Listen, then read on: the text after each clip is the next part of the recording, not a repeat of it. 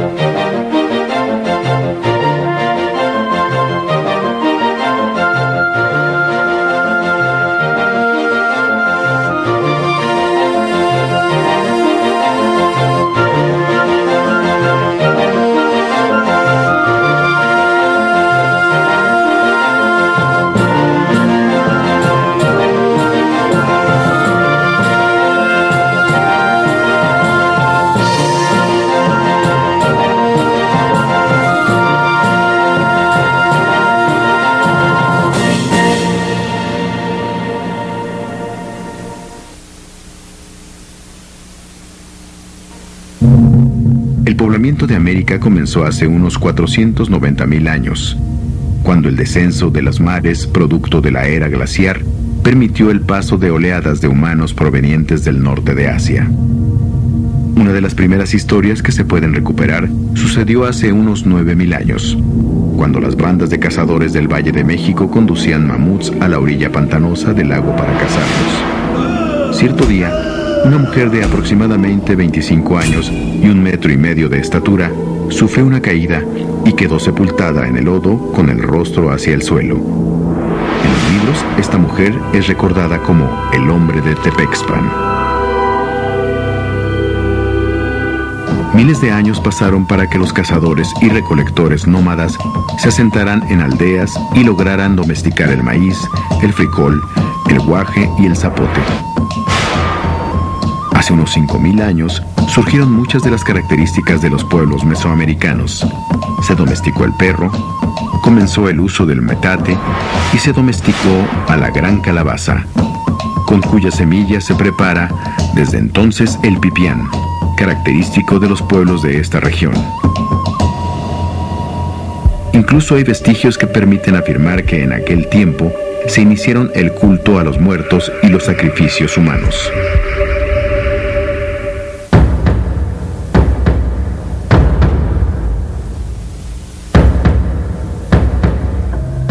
Suele considerarse al año 2500 a.C. como el origen de la historia mesoamericana. Se generalizó la vida sedentaria, surgió la cerámica y la mayoría de la población comenzó a vivir en aldeas formadas por un grupo de casas alrededor de un patio, patrón que sobrevivió a la conquista. Por aquella época surgieron también pequeñas villas que alcanzaron miles de habitantes, entre las cuales se dio un importante intercambio comercial. En los siglos siguientes, las aldeas se multiplicaron y en ellas se realizaron primitivas obras hidráulicas que propiciaron el aumento de la productividad agrícola y en general de la población. Las sociedades evolucionaron hacia una mayor jerarquización y especialización del trabajo. Surgió entonces un repertorio de imágenes simbólicas que usualmente identificamos como olmecas. La representación constante del jaguar asociado a la figura humana, las grandes mesas de piedra o mampostería, o los rostros con ojos rasgados, cejas flamígeras y labios prominentes que en algunas ocasiones dejan entrever unos colmillos feroces. Todo ello a partir del uso frecuente de la jadeíta y otras piedras verdes. Hoy sabemos que los rasgos culturales y estilísticos propios de lo llamado olmeca surgieron de manera más o menos simultánea en varias regiones. Los sitios urbanos de mayor envergadura, complejidad y con la mayor presencia de escultura y otras imágenes características de lo olmeca se ubicaron en la zona del Golfo. En San Lorenzo, Las esculturas de mayor tamaño son los tronos, desde los cuales los gobernantes presidieron ceremonias religiosas y donde tal vez atendieron asuntos de gobierno. Las imágenes talladas en los gigantescos asientos revelan la pertenencia a cierto linaje particular. A la caída de esta ciudad, la venta fue su auténtico relevo. Ahí floreció una civilización que continuó la excelente tradición escultórica y construyó la primera pirámide mesoamericana, formada por un gigantesco cono de tierra ondulante. Aún hoy día, impresionan las enormes distancias recorridas desde el norte de Veracruz a fin de obtener la materia prima de las colosales esculturas, para lo cual se utilizaron todos los medios a su alcance, como material rodante o embarcaciones.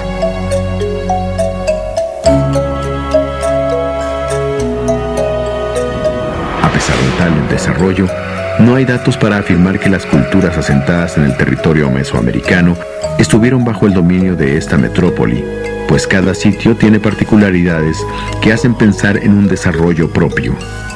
Parece que los rasgos estilísticos compartidos son producto del intenso intercambio comercial, cuyas huellas aparecen en lugares tan distantes del Golfo como la costa del Pacífico. Tal homogeneidad se diluyó a partir del año 500 a.C., cuando al parecer, por un acuerdo entre los diversos grupos que habitaban el valle de Oaxaca, surgió Monte Albán. Monte Albán era una montaña pedregosa, sin agua y deshabitada, pero su posición estratégica en el centro del valle, desde donde se dominaba la vista de todo alrededor, favoreció su construcción. En su momento de esplendor, la ciudad tuvo más de 15,000 habitantes. Sus primeros edificios dieron cuenta de la intensa actividad militar que la distinguió. El de los danzantes, por ejemplo, estaba rodeado de estelas con figuras desnudas y con las vísceras expuestas que seguramente representaban cautivos sacrificados y que en conjunto denotaban una lista de pueblos sometidos.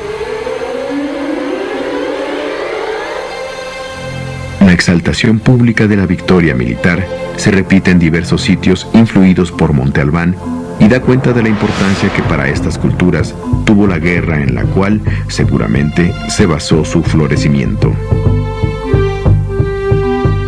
De manera simultánea, en el Valle de México floreció Cuicuilco. Aunque el desarrollo urbano actual y la capa de lava que cubrió el sitio dificultan las investigaciones, es claro que Cuicuilco no es solo una gigantesca pirámide de base circular, pues las grandes dimensiones de lo que fue aquel centro ceremonial hacen pensar en una importante zona urbana y un nivel de desarrollo único para su momento. Sin embargo, tras una erupción del Xitle, el sitio comenzó a despoblarse en el año 50 a.C. y fue abandonado completamente unos 100 años más tarde.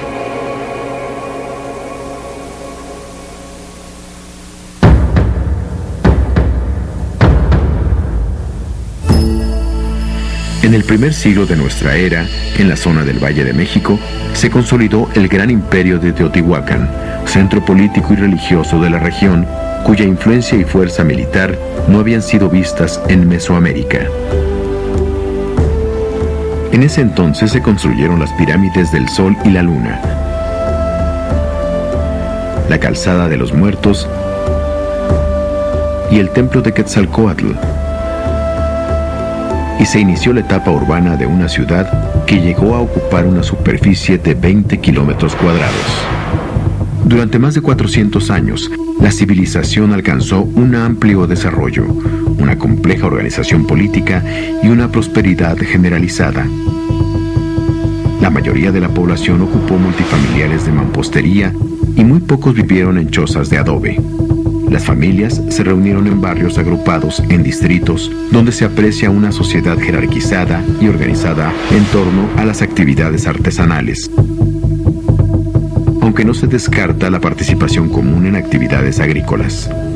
Teotihuacán contó con una importante infraestructura urbana como vivienda sólida, calles pavimentadas y comercio bien organizado. De la clase dirigente solo se conoce su afinidad con Quetzalcóatl como suprema divinidad protectora, pero es posible que su poder se haya fortalecido por la presencia de las majestuosas obras públicas, De lo que sí hay amplia evidencia es de la inmensa influencia que alcanzó Teotihuacán en territorio mesoamericano, a través de lo cual aseguraron el influjo de materias primas para su producción artesanal y la supervisión de importantes rutas de flujo comercial. Las regiones de intercambio donde ejercía su dominio incluyen zonas agrícolas del Estado de México y el Valle de Toluca, e incluso zonas tan distantes como la región de los Tuxtlas en el sur de Veracruz. A través de la diplomacia o de la fuerza militar, la relación entre los pueblos mesoamericanos fue intensa. Realizaron intercambios comerciales e influyeron con su creación artesanal a los habitantes de las regiones mayas o las del Valle de Oaxaca. De esta relación queda constancia en los estilos constructivos y en la cerámica.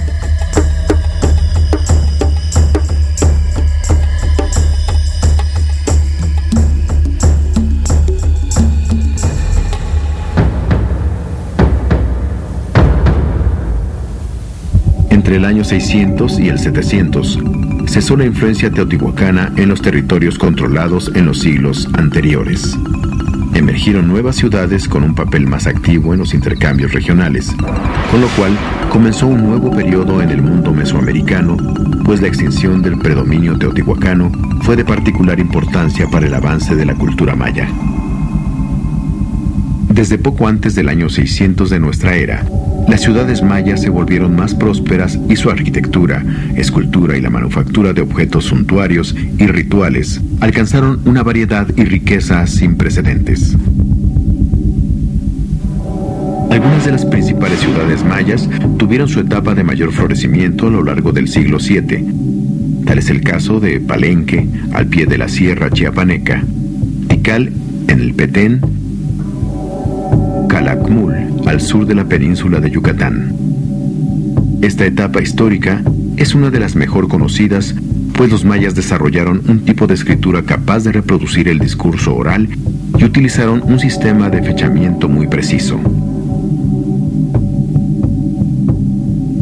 De los mayas se conocen muchos relatos sobre historias de gobernantes, templos y guerras, y poco a poco, mientras se desarrolla la lectura de inscripciones, surgen detalles que revelan fechas particulares de reyes, hablan de construcciones y despejan incógnitas sobre el porqué de una construcción o sobre el protagonista de un entierro suntuoso.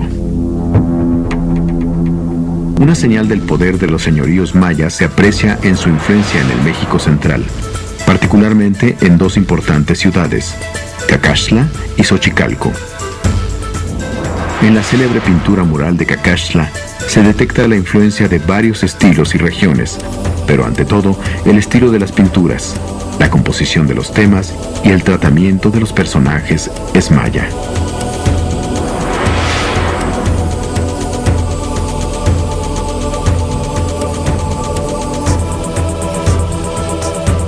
De igual modo, aunque en Xochicalco la suma de estilos revela un repertorio aún mayor de contactos con otras élites, el estilo constructivo general de la ciudad solo se explica por un amplio conocimiento del arte maya.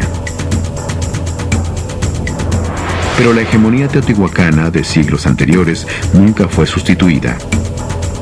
Más que un poder central, en este periodo hubo una compleja red equilibrada sobre dominios regionales, pues los 3 siglos de esplendor maya coinciden con un periodo de intensa actividad militar que generó constantes reacomodos en los equilibrios entre señoríos. Muchas ciudades cayeron devastadas o exhaustas. En otras, los campesinos le dieron la espalda a los gobernantes y bastó que se internaran unos meses en la montaña para que la nobleza quedara sin sustento.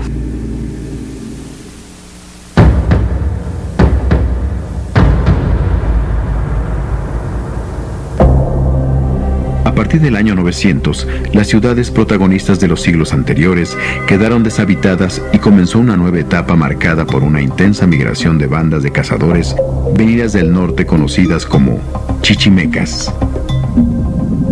El conflicto permanente y la beligerancia de los advenedizos norteños pusieron a la guerra en el centro de la vida pública. Los guerreros se invistieron de atributos religiosos, Las batallas se emprendieron en nombre de los dioses y los sacrificios humanos practicados después de las contiendas se concibieron como necesarios para el funcionamiento del orden cósmico. La ciudad más importante de este periodo fue Tula, en el actual estado de Hidalgo. Allí se mezcló la audacia guerrera de algunos chichimecas con la tradición nahua, antigua heredera de Teotihuacán. En Tula el guerrero toma el lugar central y los principales edificios se decoran con representaciones de jaguares, coyotes y águilas con corazones sangrantes en el pico. Las canchas de juego de pelota cobran gran relevancia, tal vez por ser el escenario de un rito guerrero que concluía con la decapitación de los prisioneros. Tula es la primera ciudad donde se utiliza el zompantli, una gigantesca estructura macabra parecida a un ábaco, donde cada travesaño está formado por un sartal de cabezas humanas. También ahí surge la representación y el culto a Chacmol, que se extenderá ampliamente, al igual que la presencia constante de Quetzalcóatl, el dios mayor de los toltecas. Tula tuvo un gran peso político que le permitió dominar amplias rutas comerciales a lo largo del territorio mesoamericano y convertirse en la gran fuerza de la época. Su presencia se ha detectado desde la zona maya en la península yucateca hasta en regiones de Nuevo México. La presencia tolteca es particularmente notoria en la zona maya, en donde por la misma época surge un señorío fundamental en la refundada Chichén Itzá, ciudad cuyo estilo constructivo y motivos ornamentales solo pueden ser explicados en su relación con Tula, pues reproduce muchos de sus elementos característicos. Chichén Itzá fue la ciudad más poderosa de la península hasta 1300 y su fama llegó incluso hasta la conquista. A pesar de su dimensión bélica, las ciudades toltecas alcanzaron un alto grado de desarrollo urbano, civilización y sabiduría y religiosidad.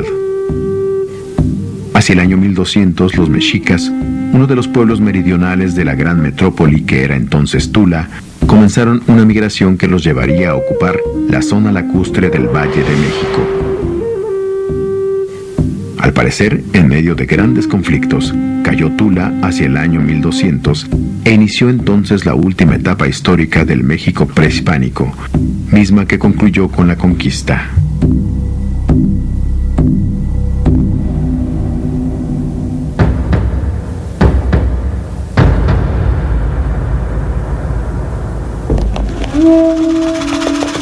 En vísperas de la conquista española, el Valle de México vivió una etapa de florecimiento urbano formidable. Había muchas ciudades populosas de las que los cronistas recuerdan las aglomeraciones de calles y canales y se sorprenden por el bullicio de las plazas del mercado. Chalcoatenco, Xochimilco, Coyoacán, Culhuacán, Iztapalapa, Texcoco, Tlacopan, Azcapotzalco, México Tenochtitlan y México Tlatelolco, además de decenas de villas medianas donde habitaron poco más de 2 millones de personas, cifra superior a la actual población de la ciudad de Puebla, por poner un ejemplo.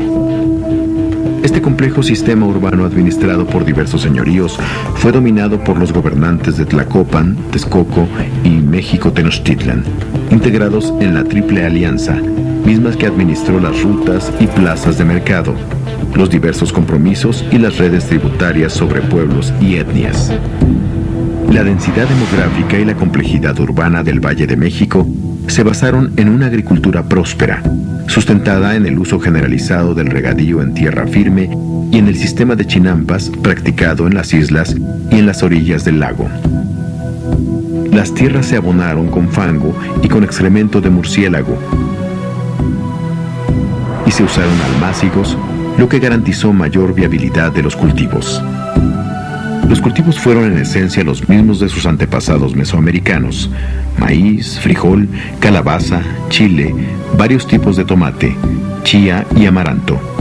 Además, el lago proporcionó muchos otros recursos: gran variedad de peces, aves, ranas, insectos diversos, serpientes, conejos o venados, además de la sal del fondo de las aguas. En los bosques de la cercanía se cultivó el maguey y se obtuvieron leña y algunos frutales como el tejocote y el capulín. Esta sociedad tuvo una compleja organización estratificada donde se dio la división entre nobles y gente común o macehuales. A su vez, entre los macehuales existieron diversos grupos, como los artesanos, quienes tuvieron menos obligaciones que el resto, y los mercaderes, quienes también vivieron cierto estado de excepción al fungir como espías, dado el conocimiento que tenían de otras ciudades donde intercambiaron mercancías. Los campesinos se dividieron entre los que trabajaron la tierra colectiva de los calpulis, que podían considerar casi propia, y quienes laboraron en una tierra concedida a algún noble y cuyas obligaciones y tributos eran aún mayores. La compleja organización permitió al Tlatoani un control muy claro en una sociedad jerarquizada y corporativa que, no obstante, tuvo excepciones como los vagos, malvivientes, prostitutas y mendigos, quienes estuvieron al margen de la organización social por expulsión o por huir de la autoridad paterna o del castigo de un delito. Los mexicas se distinguieron por el frenesí con el que practicaron el sacrificio humano en diversas modalidades. Algunos días se sacrificaba a cientos de bebés para agradar al dios Tlaloc. En una fecha especial se sacrificaba a una anciana y un sacerdote recorría las calles y plazas con la cabeza sujeta por el cabello. La herida, el desmembramiento y la muerte fueron constantes en Tenochtitlan y otras ciudades vecinas. Para sobreponerse a estas escenas, la población participó en diversiones públicas catárticas como juegos callejeros, comedias ridículas y ritos chuscos como el palo encebado.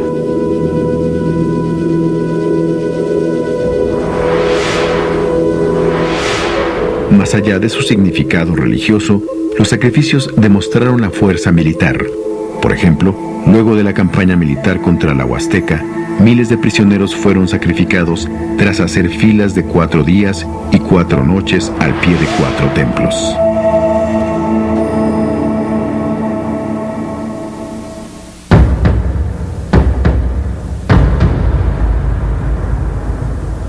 A principios del siglo XVI, en vísperas de la llegada de los españoles a Mesoamérica, el imperio mexica abarcó de costa a costa y de norte a sur, de Querétaro a Oaxaca y hasta algunas regiones de Chiapas.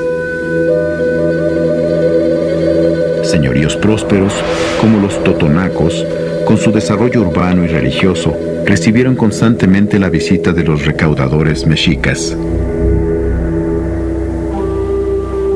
Sin embargo, muchos se resistieron al dominio de la alianza. En Michoacán, los tarascos defendieron su territorio y formaron una frontera infranqueable, mientras los huastecos se declararon insumisos y muchos otros pueblos se defendieron tenazmente del dominio mexica. La región maya se mantuvo independiente y los diversos señoríos de la península yucateca jamás sufrieron acoso de la Triple Alianza del centro de México.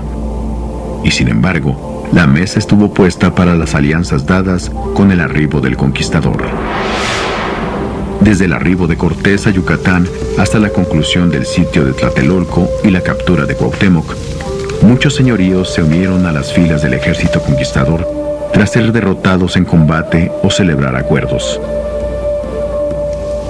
La conquista de Tenochtitlan fue una victoria de tlaxcaltecas, texcocanos, totonacos u otros pueblos indígenas y fue la última guerra del México prehispánico, aunque dirigida por un pequeño grupo extranjero al que le permitió dominar muchos de los territorios controlados por la Triple Alianza. Pero la conquista definitiva de los pueblos mesoamericanos fue una tarea más larga que tomó, en muchos casos, siglos.